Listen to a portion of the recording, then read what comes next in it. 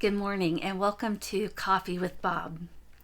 This Sunday, we'll be looking at the musical The Sound of Music as part of our St. Luke's on Broadway sermon series. Now, this musical has a really special place in my heart.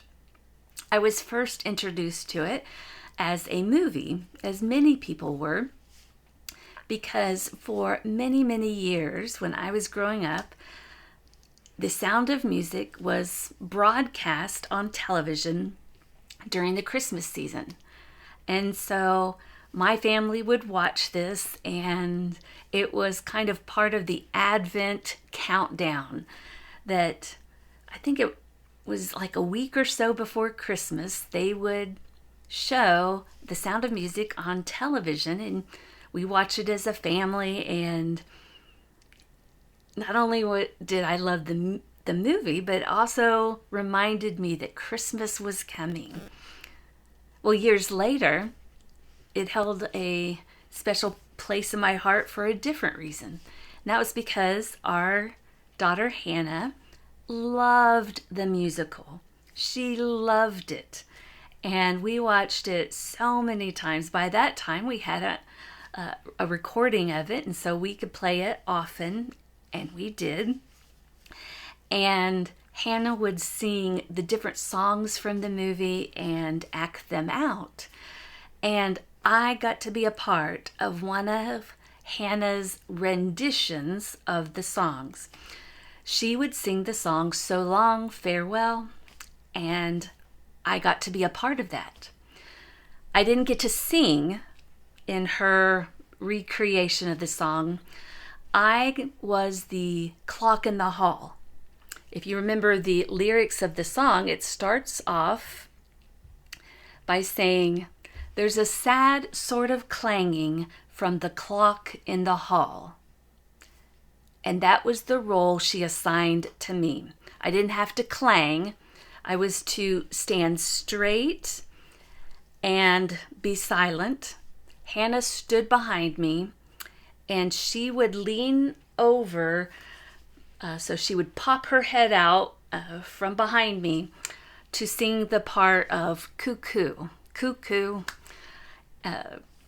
There's a sad sort of clanging from the clock in the hall, and the bells in the steeple too. And up in the nursery, an absurd little bird is popping out to say cuckoo. Cuckoo. So I was the stoic clock in the hall, and I have to say I nailed the role, and Hannah would sing the rest of the song. So that memory is dear to my heart. It's a funny thing that movies and musicals can hold that kind of sentimental memory, can be that important to us.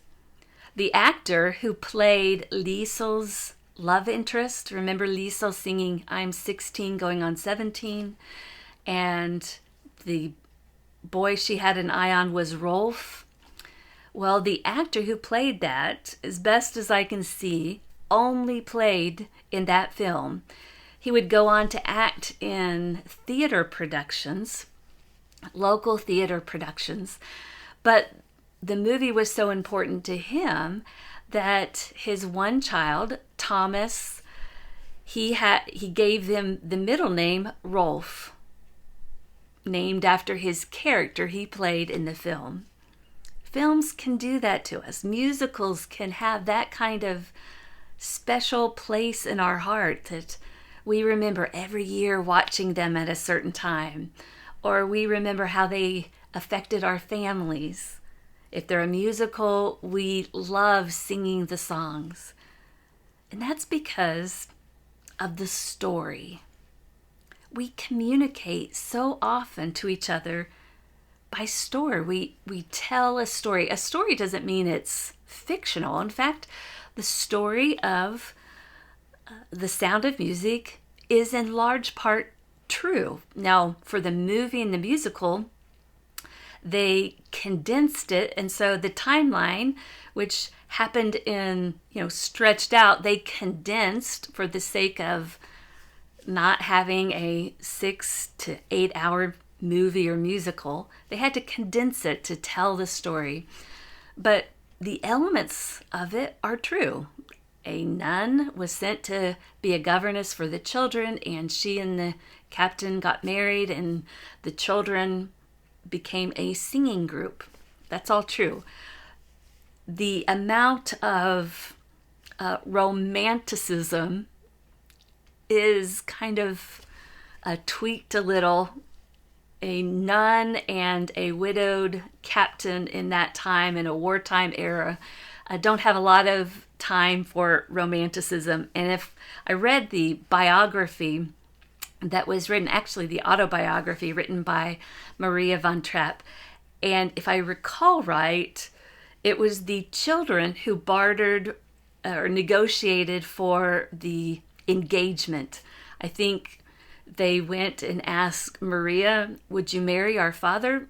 And she said, "Well, he hasn't asked me." And I think they went to their father. And if I remember correctly, he was standing on a ladder, maybe changing a light bulb or something. And they asked him, and so something was worked out, but it was by the children. It wasn't this beautiful singing, romantic. It was a little bit more practical. But they would stay married for the rest of their lives, and the children would go on singing. So this is a true story. Our story, we have a story to tell about what God has done in our lives. So often, we believe that to invite someone to a closer relationship with God, we have to have the Bible memorized. We have to be ready for all their questions. And we have to have it scripted out, and it's a daunting task, and so we don't do it. It's really simple. You can say, my family of faith, when I go to church, I can't tell you how much it makes me feel joy for the week. I love the Christmas candlelight service. I love going on Easter and hearing the music. Come and see what my family of faith is like. The story is simple, and it's true. It's as simple as inviting someone to church, telling them what St. Luke's means in your life. We all have a story to tell, and it's important that we share it, to invite people into a closer relationship with God. It doesn't come from reciting Bible verses that we've memorized. It really comes from telling them how God has impacted us. And it can be as simple as telling someone what St. Luke's means to us. This Sunday, we'll be highlighting the musical The Sound of Music. And it's a great time to invite someone to attend church. Tell them, I love St. Luke's on Broadway. Why don't you come and see as we talk about Sound of Music this Sunday? I hope you have a great day. I hope to see you on Sunday, and I hope to see all the guests that come because we've shared our story and invited them. Have a great day.